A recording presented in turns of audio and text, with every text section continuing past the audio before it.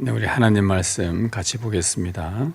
로마서 6장 3절에서 4절입니다.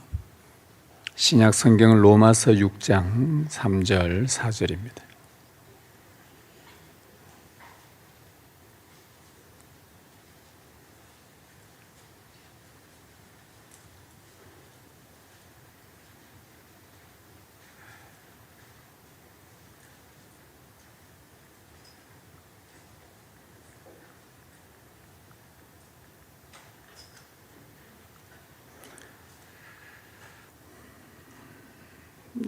우리 한 목소리로 같이 읽겠습니다. 로마서 6장 3절 4절입니다. 같이 읽습니다. 무릇 그리스도 예수와 합하여 세례를 받은 우리는 그의 죽으심과 합하여 세례를 받은 줄을 알지 못하느냐. 그러므로 우리가 그의 죽으심과 합하여 세례를 받음으로 그와 함께 장사되었나니 이는 아버지의 영광으로 말미암아 그리스도를 죽은 자 가운데서 살리심과 같이 우리로 또한 새 생명 가운데서 행하게 하려 함이라. 아멘. 네.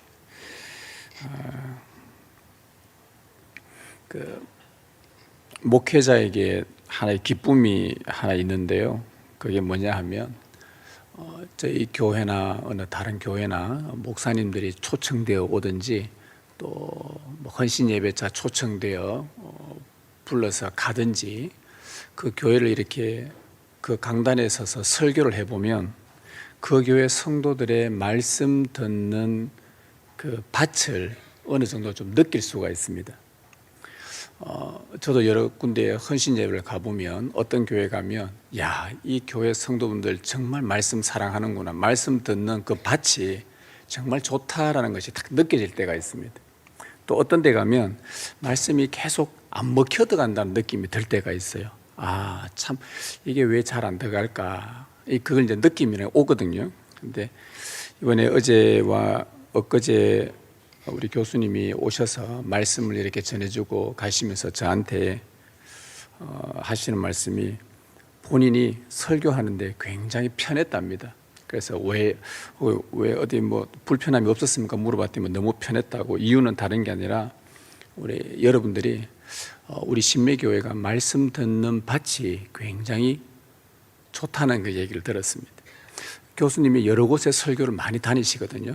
특히 신대원 교수님이나 우리 학부의 고신대 교수님들은 설교 초청을 자주 가시기 때문에 그 교회의 어떤 영적 분위기나 또 말씀 듣는 밭의 그 모습들을 금방 이렇게 좀 감지할 수가 있대요. 근데 저희 교회가 참 말씀을 잘 듣는 교회다. 성도분들의 그 말씀 듣는 것을 보고 제가 그 말 들으면 누가 제일 기쁠 것 같습니까?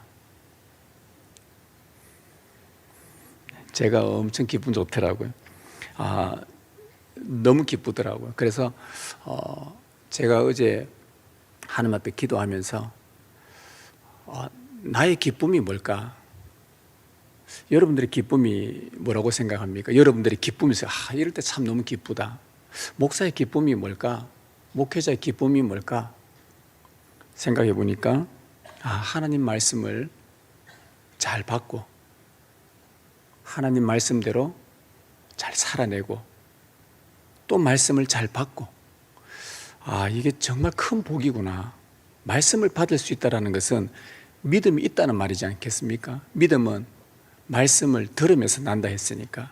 그래서 여러분들이 앞으로 하나님의 말씀을 죽는 그날까지 사모하고 말씀 받는 걸 좋아하고 말씀이 우리 안에 들어와 우리의 삶을 운행해 나갈 수 있도록 우리의 삶을 인도해 나갈 수 있도록 말씀이 우리를 이끌어가는 그런 귀한 삶들이 여러분 가운데 있기를 진심으로 축복합니다. 오늘은 예수님께서 무덤에 장사되신 것, 우리에게 이것이 왜 복음인지, 복음이라는 말은 왜 우리에게 가장 위대하게 가장 유익한지라는 그런 말입니다. 우리가 월요일 날 성육신의 복음, 이 땅에 오신 예수님의 복음을 했고, 그 다음에 화요일 날 고난받으신 복음, 수요일 날 어린 양의 복음, 어제 십자가의 복음. 이제 오늘은 어디에 가야 되겠습니까? 무덤에. 요일별로 따져보면 오늘이 금요일인데 이걸 예수님 그때 당시 때 유월절 때로 한번 시간을 딱 과거로 타임머신 타고 되돌려보면 예수님께서 지금 딱 금요일 이 시간에 저녁 8시에 오후 8시에 뭐하고 계셨을까요? 이 시간에 그때로 딱 돌려보면 예수님 지금 이 시간대 어디에 계실까요? 어디에 계실까요? 금요일 날 요 시간대? 예. 예수님이 십자가에 언제 돌아가시냐 하면 금요일 날 오후 3시에 돌아가십니다. 오후 3시에 딱 돌아가시면은 안식일이 해 질 무렵부터 시작을 합니다. 그래서 장례 치르는 시간이 굉장히 급박합니다. 오후 3시에 돌아가셨으니까 해 지려고 하면 5시 반 정도, 장례 치르려면 2시간에서 2시간 반 만에 빨리 이걸 처리를 해야 됩니다. 왜냐하면 안식일 지나면 아무것도 일 못하게 되어 있으니까 예수님 시신 안치도 못 시키고 그냥 십자가 달린 채로 그냥 내버려 둬야 됩니다. 안식일 지나고 손을 봐야 되기 때문에. 그래서 급하게 장례를 치르죠. 장례를 치르고 지금 이 시간대는 어디 있을까요? 무덤 안에 있을 겁니다. 무덤 안에. 그죠? 무덤 안에서 뭘 하고 계실까요? 죽어 있죠. 무덤. 그래서 오늘이 무덤의 복음입니다. 예수님이 십자가에 죽으셨다 하면 그냥 끝나는 건데 십자가 죽으시고 우리는 이렇게 또 이야기합니다. 십자가에 죽으시고 부활하사 요 2가지로 딱 끝내는데 그 사이를 자주 많이 얘기 안 할 때가 있습니다. 십자가에 죽으시고 부활하셨다. 십자가 죽으시고 원래는 뭐 하나 사이가 뭐 더 있어야 됩니다. 어디에 있어야 됩니까? 무덤에 장사되셨다가 그 다음에 부활했다는 거죠. 그러니까 이 무덤에 장사되셨다는 것. 오늘 이것이 우리에게 얼마나 큰 복음인지 한번 같이 좀 말씀을 듣도록 하겠습니다. 무덤에 장사되셨다. 이게 무슨 의미일까요? 무덤에 장사되셨다. 십자가에 죽으셨다. 이미 죽었는데 무덤에 장사되셨다. 이게 뭐 또 특별한 의미가 있는가? 이게 무슨 의미가 있는가? 여러분 우리 각 가정에서 부모님이나 또 우리 조부모님들이 돌아가시게 되면 장례를 치르게 되죠. 특히 우리나라는 예전에, 요즘은 좀 많이 간소화되었지만 예전에는 장례를 치르면 장례, 특히 기독교인들은 예배 절차가 몇 가지가 있습니다. 교회를 다니지 않더라도 그전에 분들은 여러 가지 장례의 또 절차가 있어요. 처음에 임종을 맞이하고 우리 교회 같으면 입관 예배를 드리고 그 다음에는 발인 예배를 드리고 다음에는요 하관 예배를 드리고 그렇게 합니다. 요즘은 하관이 많이 없어졌습니다. 이제 화장을 많이 하고 하기 때문에 예전에 하관을 하죠. 유족들은 임종 예배 때 그리고 입관 예배 때 발인 예배 때 하관 예배 때 유족들이 느끼는 감정은 다 다릅니다. 조금씩 다 다릅니다. 그런데 특히 하관할 때 어떤 느낌을 받는가? 여러분 하관할 때 하관함 해보신 적 있고 경험해 보신 적 있으시죠? 저도 경험이 있습니다. 저희 할아버지 할머니 다 하관을, 제 할머니 다 외할아버지 외할머니 다들 저희 조부는 다 하관을 했기 때문에 하관할 때는요 느낌이 진짜 다릅니다.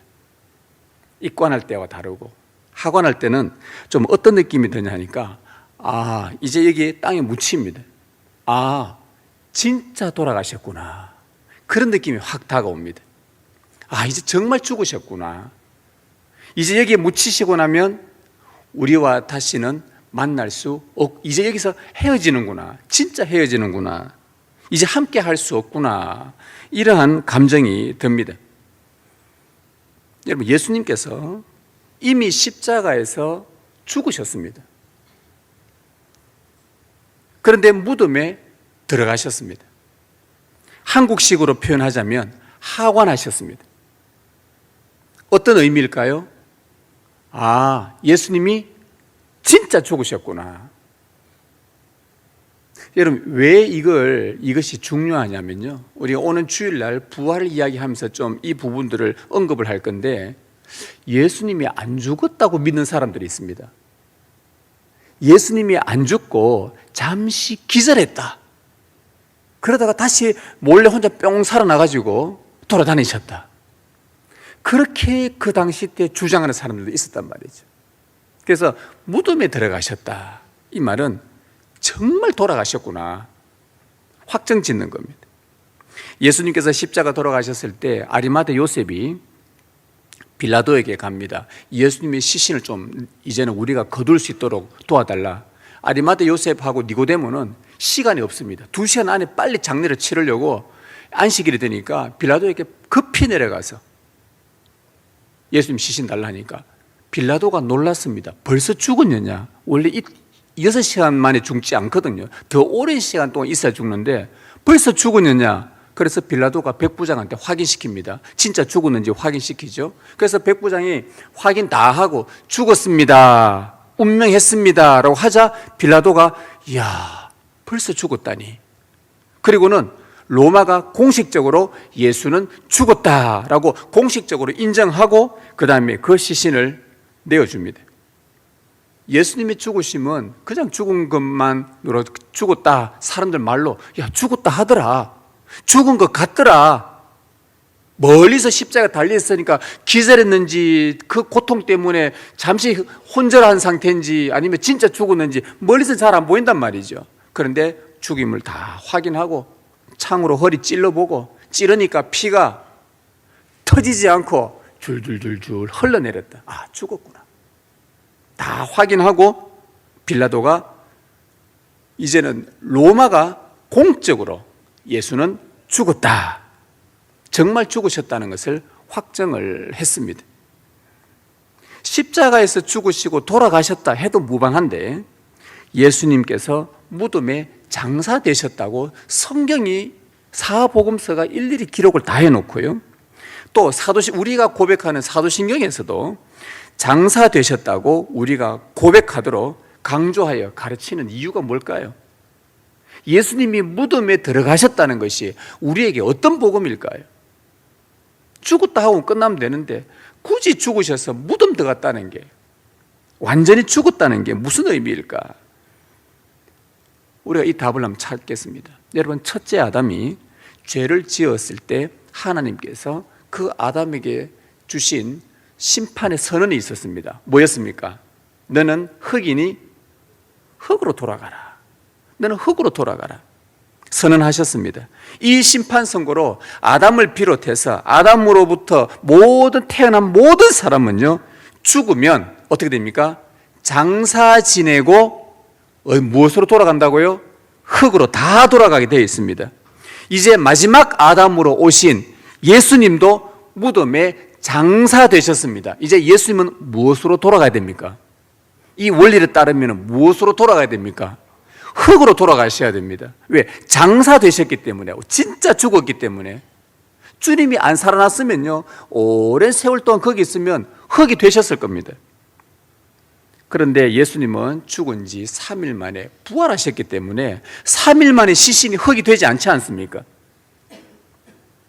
그러나 그분이 무덤에 들어갔다는 것은 완전히 죽었다는 것과 동시에 상징적으로 무엇이 되었다는 의미일까요? 흙이 되었다라는 의미입니다. 실제로 흙은 되진 않으셨습니다. 3일 만에 부활하셔서. 그러나 무덤에 들어갔다는 말은 완전히 죽었다, 이제 점점 뭐가 되어져 간다? 흙이 된다는 말입니다. 무덤에 들어가셨다, 흙이 되셨다. 왜 무덤에 들어가셨는가?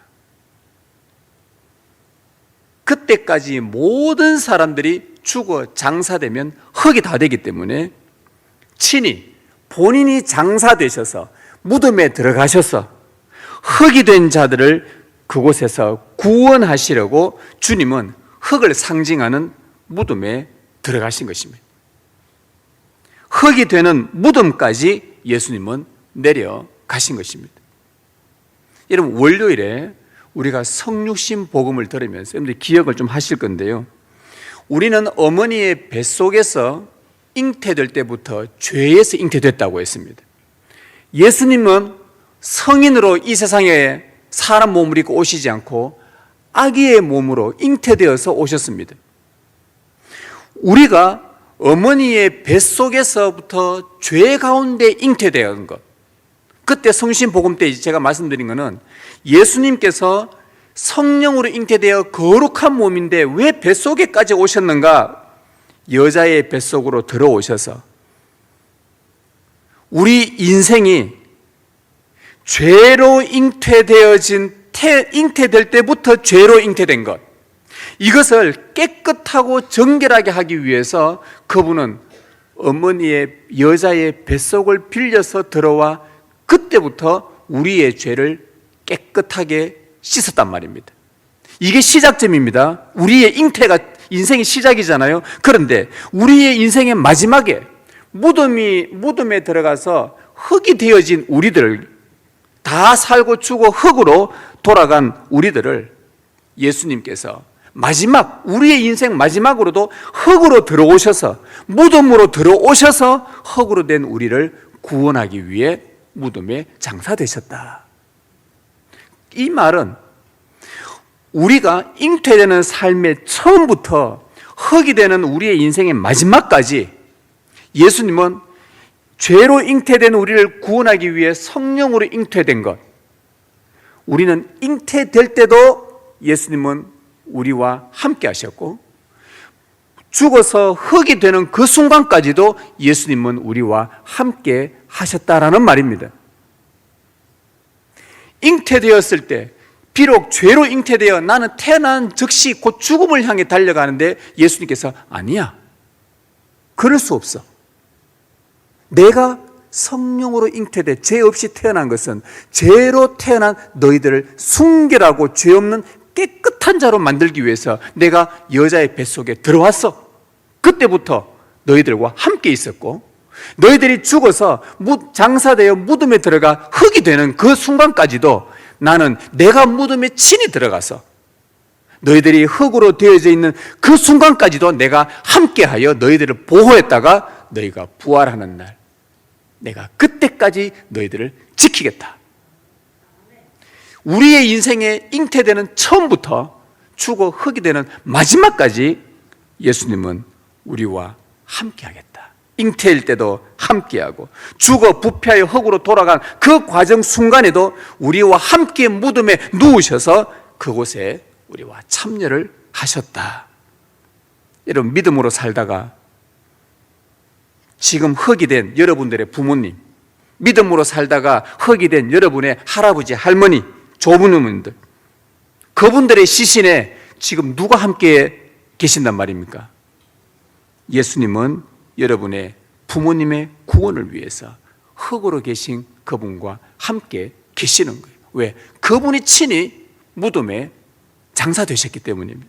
자, 이렇게 본다면 예수님의 장사되심, 여러분 느끼는 보십시오. 예수님의 장사되신 것은 아리마대 요셉, 니고데모에 의해서 마치 장사가 치러져서 예수님이 그냥 가만히 그냥 수동적으로 움직인 것 같지만, 성경 전체적으로 본다면 당신 자신께서 사망을 향해서 달려가는 모습이었고, 사망에게 자기 자신을 주권적으로 내어주시는 모습입니다. 왜요? 죽은 자들, 흙으로 바뀌어진 자들 다 살려내려고 예수님께서 친히 무덤으로, 이미 죽었는데 수동적으로 누가 자기를 장례를 치러주는데도 우리가 전체 성경적 하나님의 경륜에서 본다면 예수님이 마치 무덤으로 막 들어가서 주권적으로 다 행하시고 흙으로 된 자들 다 살려내는 것, 마치 그 방향으로 계속 주님이 움직여가는 것을 볼 수가 있습니다. 죽음 앞에서 사람은 벌벌 떨고 있지만 예수님은 사망과 맞서 싸우려고 흙이 된 우리를 다시 살려내려고 주권적으로 막 무덤 안으로 들어오시는 것 같고, 죽음에 달려 들어가시고 죽는 그 순간까지도 주권적으로 자기 생명을 사망에게 내어주신 것입니다. 그리고는 뭐라 그러냐? 다 이루었다. 다 이루었다. 마치 죽음의 시간을 자신이 정하시고 주권적으로 죽음의 시점을 자신이 정하시고 죽음으로 향해 달려가셨습니다. 주권적으로 자신을 내어주셨으니까 이제 죽은 이후에 그 다음 일도 뭔가 주권적으로 행할 것 같습니다. 그렇지 않습니까? 모든 삶을 하나님의 성령의 인도함을 받아 당신의 생명을 다 주권적으로 내어주셨으니까 이미 죽어서 끝났다라고 생각하는데, 많은 사람들은 아이고야 예수 죽었다, 뭐 우리가 그렇게 따라다녀봤지만 별 볼 일 없다, 죽었네라고 생각하지만, 성경을 믿고 예수님을 아는 사람들은 무덤에 들어갔는데 왠지 그 다음에 이분이 주권적으로 행하는 것 보니까 다음에 무슨 일도 일으킬 것만 같습니다. 죽음에 기꺼이 자신을 내어주고 무덤에 장사되셨는데 그 죽음 앞에 기가 죽지 않습니다. 오히려 누가 더 벌벌 떨 것 같아요? 죽음으로 나아가는 무덤으로 들어가는 예수님이 벌벌 떨 것 같습니까? 그 무덤이 예수님을 받아들일 때 무덤이 벌벌 떨 것 같습니까? 이건 제 상상력입니다. 누가 더 벌벌 떨 것 같아요? 땅이 두려워하는 거예요. 땅이 무서운 거예요. 저 거룩하신 하나님의 아들이 무덤으로 들어오는데 무덤이 벌벌 떨 것 같지 않아요? 예수님의 시신이 썩지 않도록 음부의 세계를 주장하시는 성령님의 역사를 우리는 무덤 안에서 볼 수 있는 겁니다. 그 무덤에서 곧 세상을 놀라게 할 무슨 일이 곧 일어날 것만 같습니다. 그런데 3일 뒤에 일어납니다.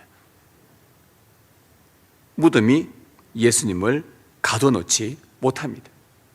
흙으로 돌아가도록 선고를 받은 우리들, 흙으로 돌아가야 할 운명에 처한 우리들, 완전한 죽음, 영원한 죽음에 처한 우리를 흙에서부터 구원하시려고 친히 무덤에까지 내려가신 주 예수님, 그리고 음부의 권세를 주권적으로 휘젓고 계시는 주 예수님의 성령님, 이것이 예수 그리스도의 무덤이요 우리에게 주는 복음입니다. 우리는 이것을 믿을 뿐만 아니라 이 확신을 갖고 살아가는 사람들입니다. 세상 사람과 다릅니다. 그러면 이 예수님의 무덤이, 자, 예수님은 반드시 죽으셨고 확실히 죽으셨고 우리를 흙에서 구원하시기 위해 무덤까지 내려오셨다는 이 복음이 우리에게 어떤 유익을 주는가 한번 볼게요. 사도 바울은 예수님의 무덤에 장사되신 것이 어떤 의미인지 우리에게 오늘 본문에서 알려줍니다. 오늘 본문 4절에 보면 우리가 그의 죽으심과 합하여 세례를 받음으로 그와 함께 뭐가 되었다 그럽니까? 장사되었다. 우리가 뭐가 되었다고요? 장사되었다. 누구와 함께? 그리스도와 함께. 왜요? 그리스도께서 장사되셨기 때문에 우리도 그와 함께 장사되셨다. 뭐 할 때예요? 세례 받을 때. 세례를 받음으로. 여러분, 여러분이 세례 받았습니까? 입교 받으셨습니까? 그러면 예수님의 죽으심에 여러분도 동참하여 함께 뭐가 되었단 말입니까? 여러분도 장사되었다는 말입니다. 세례교인, 입교교인은 예수님이 장사되신 것처럼 여러분도 똑같이 장사되었다는 말입니다. 어느 정도로 장사되었습니까? 어느 정도로 장사되었습니까? 죽은 듯 안 죽은 듯 장사되었습니까? 완전히 죽은 겁니까? 여러분들은 완전히 죽었습니까? 아직도 좀 뭔가 꿈틀꿈틀거리고 있습니까? 여러분 세례 받으셨습니까? 그러면은 예수님이 장사되셔서 완전히 죽었는데 여러분도 완전히 죽었습니까? 아직까지 덜 죽었습니까? 이거 교리를 정확하게 하시면 세례 받으신 분들 이거 안 되면 다시 세례 공부하셔야 됩니다. 세례 받으신 분들이요 예수님께서 장사되어 완전히 죽으셨습니다. 오늘 말씀에 따르면 그 예수님과 함께 세례 받은 자는 예수님과 함께 뭐가 되었다? 장사되었다. 그럼 여러분도 완전히 죽었습니까? 아직도 뭐 조금 살아있습니까? 여러분은 완전히 죽었습니다. 세례받은 사람은 완전히 죽은 겁니다. 왜? 오늘 성경에 예수님께서 장사되었다. 장사는 완전히 죽었다. 우리도 완전히 죽었다. 그러면 우리의 뭐가 완전히 죽었단 말일까요? 우리의 뭐가 완전히 죽었겠습니까? 아담에게서 물려받은 옛사람, 죄의 본성, 그 죄에 따라서 태어나서 살아온 우리의 옛사람, 그 옛 본성이 세례받을 때 어떻게 되었다고요? 완전히 죽었다는 겁니다. 그거 안 죽으면 구원 못 받은 겁니다. 이게 완전히 죽었습니다. 삼위 하나님으로 여러분이 진실하게 성부와 성자와 성령의 이름으로 세례를 받았다면 여러분의 옛사람, 아담의 본성, 원죄는 완전히 예수님과 함께 장사되어 지금은 있다 없다? 있다 없다? 없다는 거예요. 무덤의 복음이 우리에게 주는 유익이 뭡니까? 옛사람이 완전히 죽었기 때문에 더 이상의 그 원죄, 그 옛 본성이 우리를 함부로 좌지우지 못한다. 왜? 뭐 했기 때문에요? 죽었기 때문에. 이게 무덤의 복음이 우리에게 주는 유익입니다. 절대로 옛 본성은 여러분들 건들지 못합니다. 이게 대전제입니다.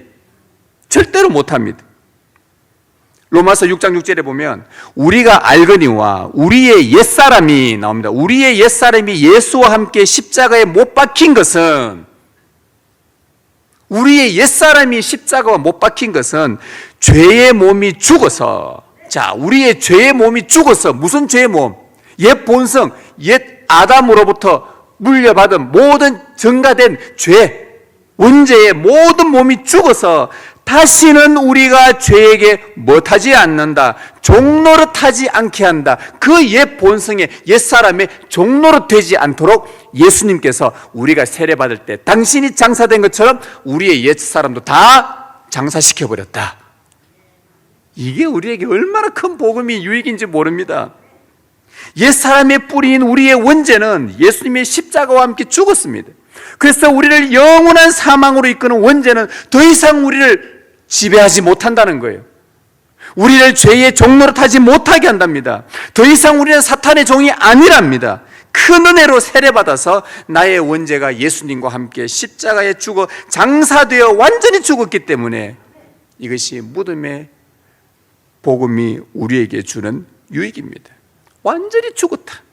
정죄하지도 못한다. 죄의 종노릇하지 못하게 한다. 우리를 흔들지 못한다. 이미 죽었기 때문에 더 이상 영향력을 발휘하지 못합니다. 이것이 무덤의 복음이 주는 우리에게 유익이에요. 자, 그러면 이런 유익이 있다고 한다면 우리가 완전 죽어버렸습니다. 그 다음에 여기서 연결되어지는 또 하나의 유익이 뭐냐? 옛사람이 죽었으므로 이제 우리에게 육신이 요구하는 악한 욕심들, 욕망들도 나의 삶을 더 이상 지배하지 못하도록 해주신다는 겁니다. 갈라디아서 2장 20절에 이런 말씀이 있습니다. 여러분 잘 아는 말씀이죠. 내가 그리스도와 함께 십자가에 못 박혔나니, 죽었습니다. 그런즉 이제는 내가 사는 것이 아니요. 자, 나는 죽었는데 지금 여러분 아직 지금 살아 있습니다. 이 살아 있는 것은 내 안에 누가 사신 것이라? 그리스도가 내가 산 게 아니라 내 안에 그리스도께서 살아있는 것이라. 이제 내가 육체 가운데 살고 있는 것은 나를 사랑하사 나를 위하여 자기를 버리신 하나님의 아들을 믿는 뭐 안에서? 믿음 안에서 사는 것이라. 나는 안 살아요. 나는 없어요. 이미 십자가에 그리스도와 함께 죽었기 때문에 육신의 악한 욕심과 욕망들이 나의 삶을 지배하려고 달려들면 그 즉시 우리 안에는 뭐가 생겨난다고요? 믿음이 생겨나요. 그리스도에 대한 믿음이 생겨나서 그 육신의 소욕이 나한테 끊임없이 미혹하고 욕망할 때에 육신의 욕망이, 여러분들 이제 물어보겠습니다. 육신의 소욕이 나를 싹 사로잡으려 할 때 이거 정말 이거는 하나님이 싫어. 압니까 모릅니까? 알아요 몰라요? 그때는 느낌이 와요. 사실 느낌이 온다 하니까 우리는 뭔가 느낌으로 신앙생활 한다 그런 게 아니라 이 감이 옵니다. 이게 그럴 때에 여러분 안에 세례받은 사람들은 안에서 뭐가 발동할까요? 성령님께서 우리 안에 내가 사는 것이 아니라 내 안에 계신 그리스도를 믿는 믿음 안에서 살도 이 믿음이 갑자기 발동이 합니다. 그거 하지 마라. 그거 하지 마라. 그거는 죄의 욕망이다. 그거는 악한 소욕들이 너를 미혹하는 것이다. 너는 죄의 종이 아니야. 너는 죽었어. 네가 죽었는데 왜 거기에 반응을 하느냐? 너는 죽었는데, 죽었으면 죽어야지. 왜 그런데 죄의 욕망에 네가 자꾸 꿈틀거리려고 하느냐? 하면서 내 안에 믿음에 막 성령께서 믿음을 일으켜서 발동을 시킵니다. 너는 십자가 죽었기 때문에 더 이상 종노릇 해서는 안 된다. 그리스도와 함께 죽었다. 너를 살리신 그리스도를 믿는 믿음 안에서 살아야 돼 하면서 부활하신 예수 그리스도의 영이 우리가 죄를 이기도록 육신의 소욕이 우리를 주장하지 못하도록 끊임없이 역사하셔서 내가 그 길로 가지 않도록 해주는 것이, 이것이요, 우리가 이미 죽어버린, 옛 본성이 죽어버린 무덤의 복음이 우리에게 주는 유익인 것입니다. 얼마나 놀라운 일인지 모릅니다. 이거 아무에게나 주는 게 아닙니다. 삼위 하나님의 이름으로 세례를 받은 자들이, 진실로 내가 믿음을 고백을 하고 구원 얻은 자들에게, 그래서 육신의 소욕이 우리를 주장하지 못하도록 주의 영이 우리 안에 믿음을 불러일으켜서 부지런히 우리에게 말씀하시고 부지런히 경계하시고, 이런 자가 세례받은 자의 삶입니다. 얼마나 복됩니까? 이게 무덤의 복음입니다. 이미 완전히 죽어버린 무덤의 복음. 오늘 본문 4절 한번 보십시오. 다시 보십시오. 그러므로 우리가 그의 죽으심과 합하여 세례를 받음으로 그와 함께 장사되었나니 이는, 왜 우리가 장사되음으로 말미암아 주는 것이 뭐냐? 아버지의 영광으로 말미암아 그리스도를 죽은 자 가운데서 살리심과 같이 우리로 또한 새 생명 가운데서 행하게 하려 함이라. 죄의 욕망과 죄의 욕심을 따라서 살도록 하지 않고 우리 안에 믿음을 일으키셔서 새 생명 가운데, 너의 본성은 죽었어, 그리스도가 살아나심으로 너의 영은 살아났어. 이제 살아있는 새 생명으로 살도록 주의 영이 우리를 끊임없이 믿음을 일으켰어. 우리의 정욕과 탐심을 십자가에 이미 못 박아버렸느니라. 끝나버렸단 말이야. 부활의 생명을 가진 자로 계속 새 생명 안에 살게 합니다. 육신의 소욕에 지배되지 않도록 성령님은 계속 강조해서 우리에게 강력하게 말씀하십니다.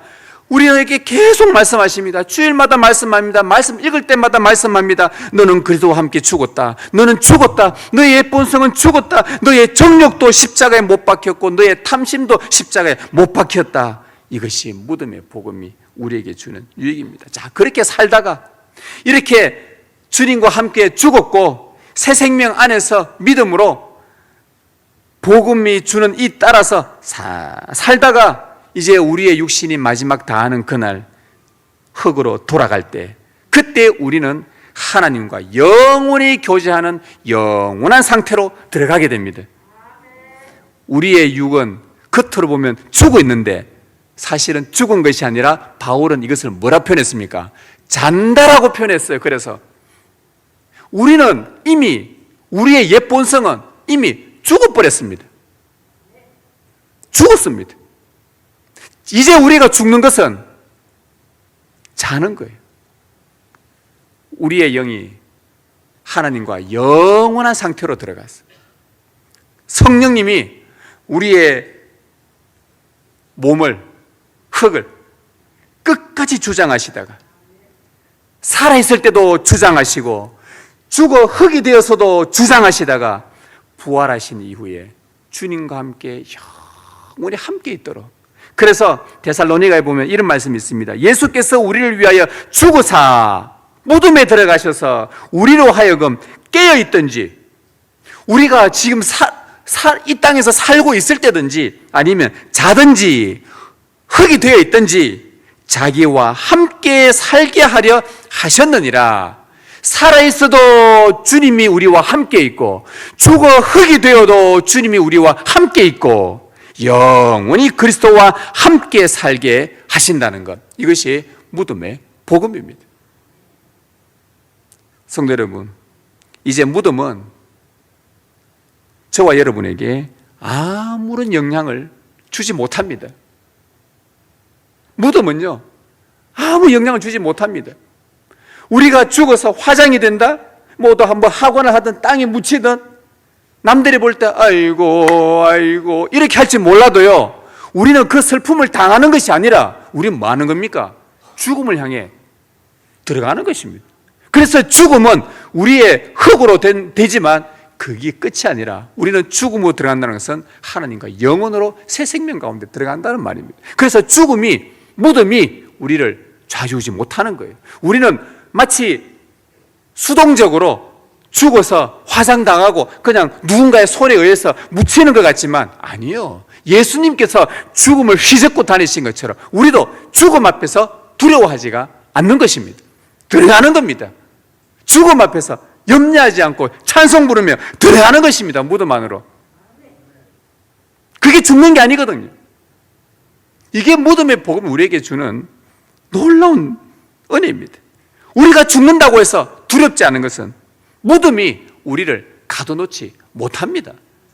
그리스도와 함께 이미 죽은 우리가 더 죽을 것이 어디 있습니까? 이제와 우리는 영원히 주님과 살 날만 남아 있습니다.